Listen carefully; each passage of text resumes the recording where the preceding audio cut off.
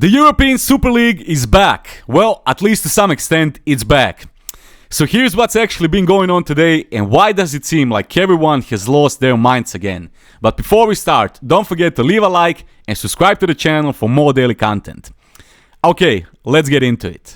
The European Court this morning has determined that FIFA and UEFA acted against competition law when they blocked the formation of a Super League back in 2021. The FIFA and UEFA rules, making any inter-club football project subject to their prior approval, such as the Super League, and prohibiting players from playing in those competitions, are unlawful. Quick reminder, 12 of Europe's biggest clubs proposed the formation of a European Super League 2 years ago, and the proposal was met with significant backlash as fans across the continent protested the idea. But now, the Super League has once again announced a new open format consisting of 64 teams and 3 divisions. Star, Gold and Blue, with promotion and relegation included.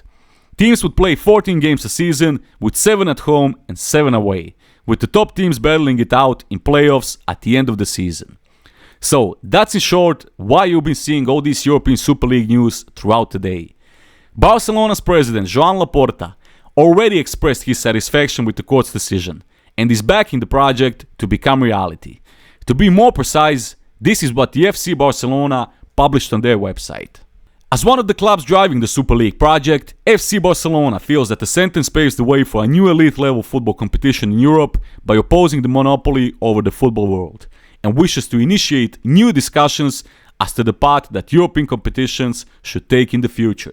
And Joan Laporta also released a video voicing his support for the European Super League. As you could have guessed, Real Madrid and Florentino Perez also expressed their satisfaction with the court's decision, and they publicly announced that they are still fully behind the idea of the new European competition. Faced with the pressure we have been subject to for more than 2 years, today law, justice and liberty have come to the fore. As a result of this, Real Madrid will continue to work for the good of football.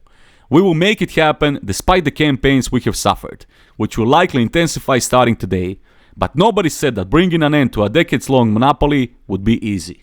We are faced with a fantastic opportunity to improve European club football, a game that matches the demands of the 21st century and one that boasts transparent governance and can coexist alongside new technologies.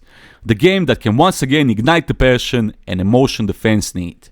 So, no surprises here, because as we all know, Florentino Perez was the main creator and initiator of this idea back in 2021. Shortly after Real Madrid released their statement, Manchester United also took to social media to issue the response on them joining the Super League. Our position has not changed. We remain fully committed to participation in UEFA competitions and to positive cooperation with UEFA, the Premier League and fellow clubs throughout the ECA and the continued development of the European game. Bear in mind, after their fiasco in 2021, the Premier League's Big Six clubs are aware that they will be fined £25 million and handed massive points deductions if they attempt to join the European Super League for the second time. Manchester United, Liverpool, Arsenal, Chelsea, Manchester City and Tottenham will be deducted 30 points if they decide to join the Super League. So it would truly be a shock if any Premier League club decides to go against UEFA and publicly back the idea of the Super League.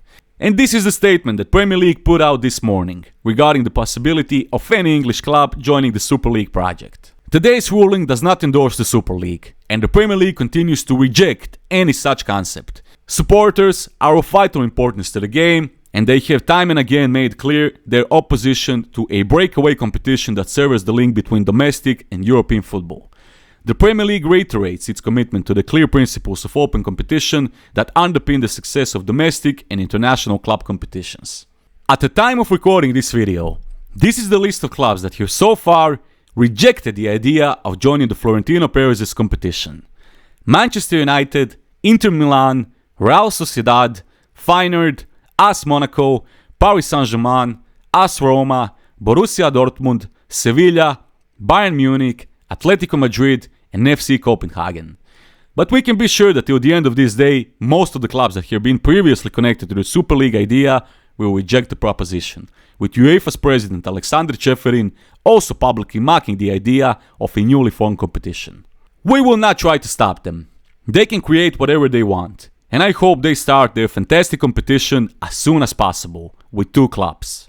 I hope they know what they are doing, but I'm not so sure about that. Football is not for sale. We have shown that many times. If in theory, the Super League truly goes ahead, the idea is that the newly formed competition will be played alongside domestic competition, which would obviously put the long-term futures of the Champions League, Europa League, and Europa Conference League in serious doubt. It's also worth mentioning that the new European Super League proposals are majorly different to the ones first seen. The new European Super League would consist of 64 teams, split into 3 separate tiers that include promotion, relegation, and knockout rounds, to decide eventual champions. And to decide who would compete in the initial year of the competition, clubs will be selected on an index of transparent, performance-based criteria. Supporters continue to protest against the idea of the Super League, and it is hard to expect that this will change in the future, especially after almost all of the invited clubs immediately rejected the idea of entering the competition, with Real Madrid and Barcelona being the only interested sides at the moment who are still refusing to step down with their idea of creating a completely new and revamped European competition.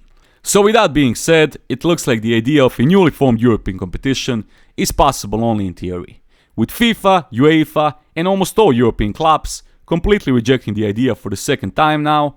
It would be hard to believe that something could change in the near future. But make no mistake, this is still a major problem for the European football and UEFA in general.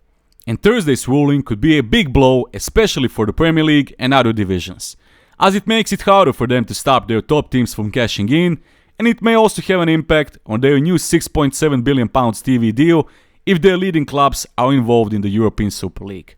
And judging by the club supporters and football fans' reactions on social media after the Super League court ruling today, it seems like Florentino Perez completely misjudged the situation and the wishes of football fans, when he said that football fans all over the world want and wish for such changes, and that they are satisfied and excited about his idea and plan with the Super League. Rest in peace football as we know it. Football is about to be ruined, and we the fans don't want this league to happen, are just some of the comments from football fans across the social media, who have expressed their displeasure with this idea since it was first presented. The majority of football fans still believe that the current system of European competitions is perfectly fine, and that it should not be changed, with UEFA being convinced that the fans will be absolutely delighted with their transformation of the newly revamped Champions League, which will start from next season, and that viewership and interest in matches will be greater than ever. So tell me, what are your thoughts on this whole European Super League drama? Write down in the comments because I'm really interested to hear you out. Thank you for watching, and once again, don't forget to leave a like and subscribe to the channel. Thank you, and I'll see you on the next one. Peace.